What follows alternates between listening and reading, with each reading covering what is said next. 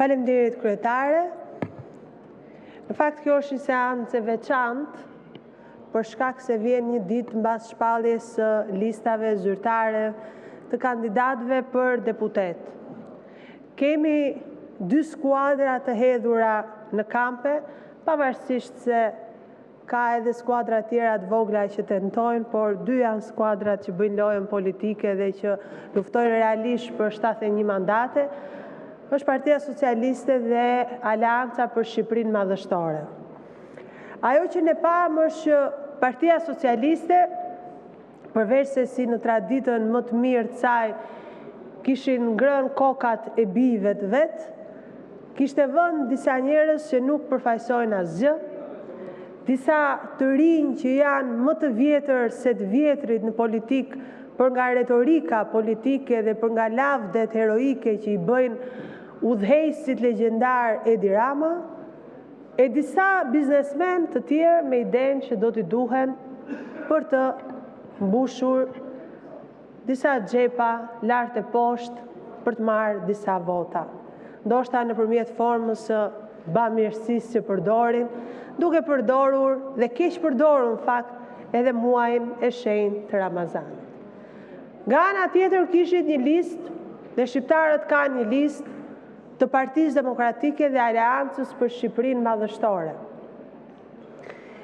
Kjo listë patjetër mund të kishte edhe 186 emra të tjerë të nderuar, që për shumë faktor nuk ishin pjesë,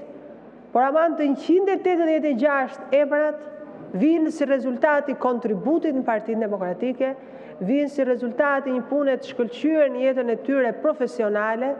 vinë si rezultat i mbrojtjes kauzave dhe betejave opozitare dhe janë njerëz që përfaqësojnë denjësisht komunitetet të cilat kanë zgjedhur që të jenë kandidat. Nuk kanë të krahasuar. Janë 2 botë që përveç se janë 2 ekipe krejtësisht të ndryshme, për nga qasja, për nga mënyra se si u përzgjodhen, për nga procesi nëpërmjet të cilët dolën, por edhe për atë që përfaqësojnë vetë secili, janë edhe 2 qasje po ashtu të ndryshme për atë që i ofrojnë shqiptarëve. Partia Socialiste i ofron vazhdimsinë e vjedhjes, korrupsionit, keq menaxhimit paras publike, vazhdimsinë e shtimit të radhëve në qelitë e burgjeve shqiptare, vazhdimsinë e gënjeshtrave e propagandës, ku i vetmi që nuk ndryshon është ai që i han dardha kumlla fiq mbrapa shpine, Edi Rama, kur në fakt është ai që po i ha gjithë këta që me demek po i han mbrapa shpine. Ndërsa Partia Demokratike me një aleancë për 25 partish opozitare, ku ka mbledhur të gjithë spektrin politik, sepse secili nga ata, pavarësisht sa i vogël mund të jetë, pavarësisht sa vota mund të ketë, sepse jo të gjitha janë parti që kanë elektorat konsiderueshëm, përfaqëson një shtresë të caktuar në të gjithë mozaikun që ka nevojë fitoria. Kontributi i secilit nga ata është i vlefshëm në luftën kundër kësaj qeverie. Kontributi i secilit nga ata është vot kundra Edi Ramës që nuk shkon dëm, siç shkon vota të partive të tjera të vogla që nuk do të prodhojnë dot mandat, që kanë të pamundur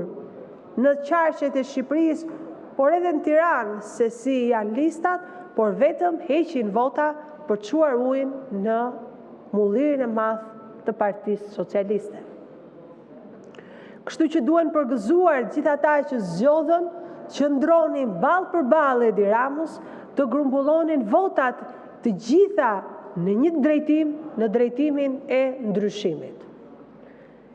Ky kuvend sot dhe të hënën ka 2 seancat e fundit. Unë do të zgjedh që të hënën në fakt të bëj një rezume edhe punës së kuvendit, por ajo që bie në sy është që sot është një ditë zhgënjimi, sidomos për ata deputet të Partisë Socialiste që shërbyen si mash për çdo projekt ligj, për çdo ligj në kuvend dhe u hodhën me një të rënd lapse. Për gjithë ju që firmosët fap e fap ndryshimin e ligjit të zonave të mbrojtura, ku jeni sot? Sa nga ju janë deputet? Ju zuri mallkimi i shqiptarëve. Për ju që firmosët fap e fap zgjatjen e kohës së ligjit të investimeve strategjike bashkë me kolegët nga Vlora, ku jeni sot? Ju fshin fap e fap. Por ju edhe parafolsin këtu që firmosët dhe bët mbledhje klandestine për t'i dhënë mandat të dytë Skënder Gjinushit në krye të Akademisë Shkencave, ku jeni sot? Ju fshin. Për ju të cilët nuk e përdorët këtë foltore të kuvendit për të mbrojtur interesat e qytetarëve dhe për të lartësuar atë votë që ju kishin besuar edhe socialistët, por e përdorët për t'i bërë lavde kryeministrit, ku jeni sot? Ju fshin. Uroj që ky të jetë mësim. Ky të jetë mësim për çdo socialist. Nëse ka ende socialist të ndershëm në këtë sallë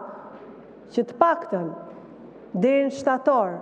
ai sa ka mandatin të ndryshoj qasjen, mos të votoj verbërisht ligjet dhe të vazhdoj ushtarin edhe i vrarë në luftë, sepse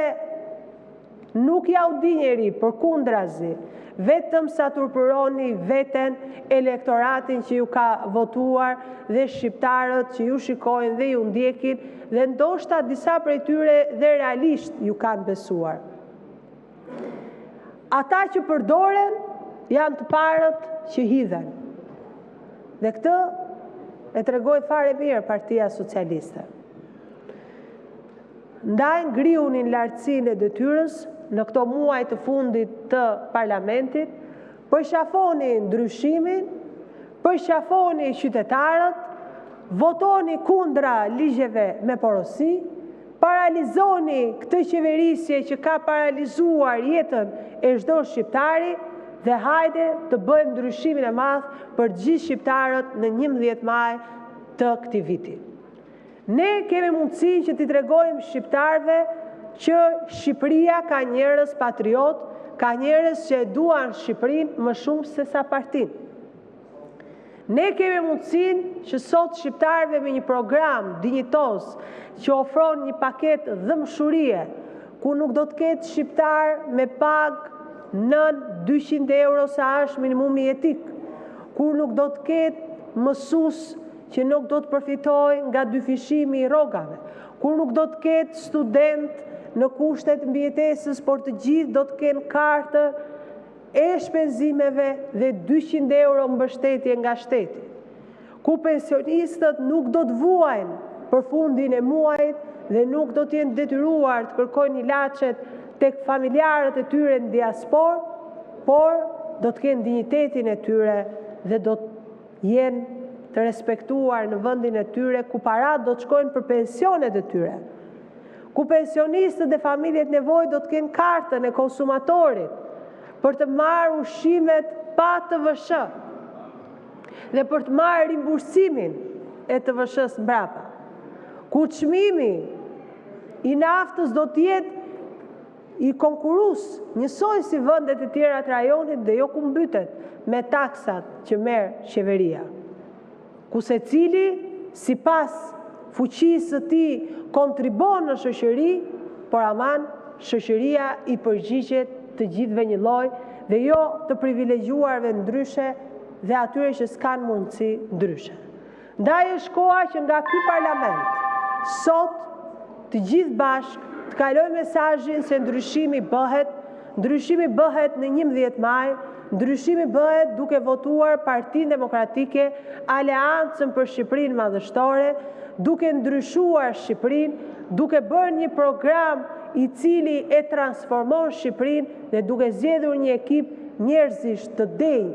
profesionist, njerëz që punojnë dhe jetojnë me krenari në Shqipëri, lejo njerëz të cilët fatkeqësisht ju ka rënë lapsi të jenë ose mos të jenë në listë. Shumë faleminderit.